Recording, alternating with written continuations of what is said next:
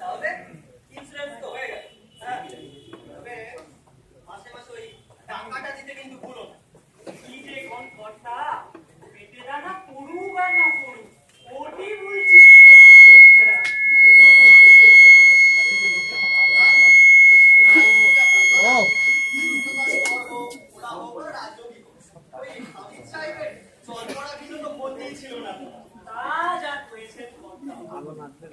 আমার স্ত্রীটা সেবারে দুদিনের জ্বরেই মরে গেল।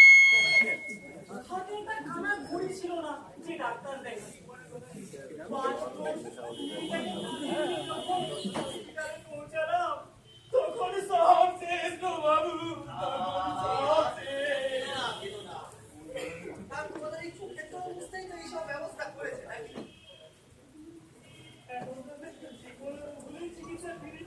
হ্যাঁ, একদম। সরকারি বেসরকারি যে কোনো হসপিটালে যখন আমাদের এই অ্যাডভান্স কোম্পানির তাই তো নিয়ম। হ্যাঁ, তবে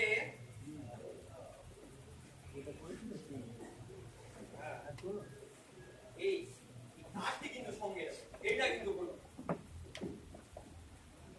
আচ্ছা বাবু ঠিক আছে, আপনাকে যে কি বলে ধন্যবাদ দিই। না না না না না, আমি কেন? তোমাদের এই কাজকর্ম করেছে তো এই দাড়িওয়ালা মাস্টার মাইন্ড। এখন মন্ত্রী দেখিয়ে পরের বটে আবার ওই কাটা পায়ের পাল্লাতে পড়ে সব ভুলে যেও। কি যে কোন কথা, তাই কখনো হয়? ছি ছি ছি ছি। যাক, আজ চলি তাহলে। টাকাটা কিন্তু দিও। আচ্ছা ঠিক আছে।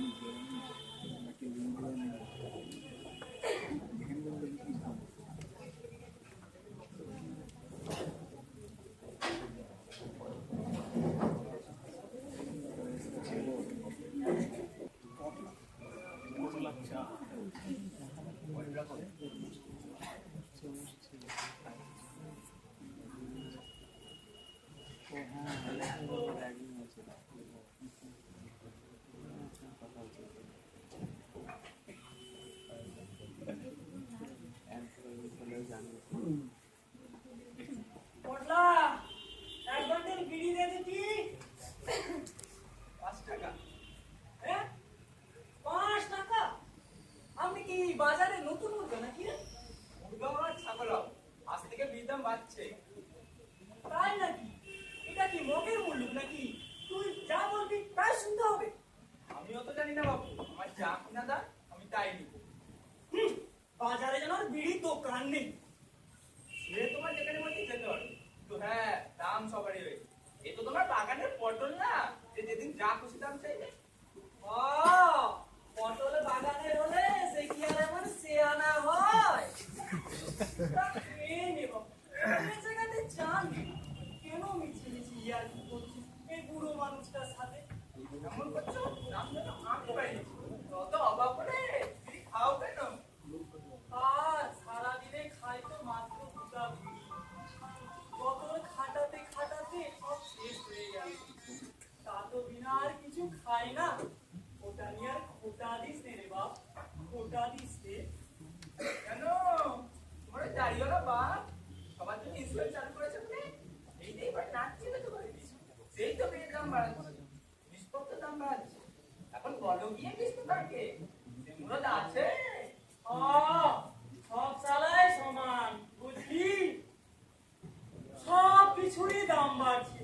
শুধু শুধু এই কাঁচা আনাজের বেলাতেই এই হাল। জানিস আজ আজ 20 টাকা বাস ভাড়া করে এক ঝুড়ি বেগুন বাজারে নিয়ে গেলাম।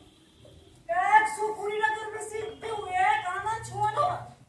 তুই বল এখন আমি চাষে পেটে দুটো দানা দি, আমাদেরই যত হয়েছে মরণ। হা ভগবান।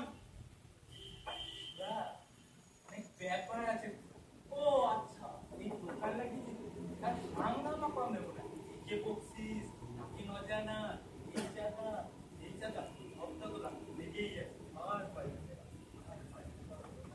না। সেই জন্যই তো বসে বেচার সাহস পায় না। সেবারে সেবারে এক ঝুড়ি কাঁচা লঙ্কা ট্রেনের জলে ফেলে দিলে। কি দরকার বাপ? তা বিড়ি টানটা আমার চড়ে গেল কেন রে? আমি তাই কি জানি? ওই মান্ডি নেতা, আপনি গিয়ে জিজ্ঞেস করবেন। অবশ্য সে ঘরে থাকলে তো বলবে। মাফ করবেন, আমি সন্তু। কিছু যদি মনে না করেন, কারণটা আমি বলতে পারি। তুমি আবার কে ছোকরা? আমি আমি সন্তু, ওই কলেজে পড়ি। কারণটা জানা আছে, তাই বলছিলাম। আর তা বলো না হে বাবু, এত নকশার কি আছে? আচ্ছা, আমরা যে বলি সরকারি টাকা, তা সে সরকারি টাকার উৎসটা আসলে কি? কি বলো হে বাবু? সরকার আমাদের থেকে বিভিন্ন ধরনের ট্যাক্স নেয়। Service tax, VAT, import, export, আরো অনেক আছে। এগুলি হলো ওই সরকারি টাকার উৎস। ও তাই নাকি? আর এই ট্যাক্সের জন্যই আপনার ওই বিড়ির দাম বাড়ছে। আর সরকার এই কোম্পানির জন্যই ওই টাকাটা দেয়।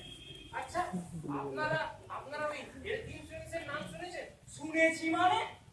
তার জন্য মাসে মাসে টাকা দিচ্ছি। আমারও কার্ড আছে। এখন এখন আমার পরিবারে যার যারও হবে সব চিকিৎসা ফ্রি পাবো, বুঝলে? সব চিকিৎসা। আচ্ছা আচ্ছা, আপনি কার্ডও করেছেন? করেছি মানে? না খেয়ে না দিয়ে টাকা দিচ্ছি, কিন্তু তার সাথে বিড়িটা করার সম্পর্ক সেটা তো বুঝলাম না। সেটাই তো বলছি।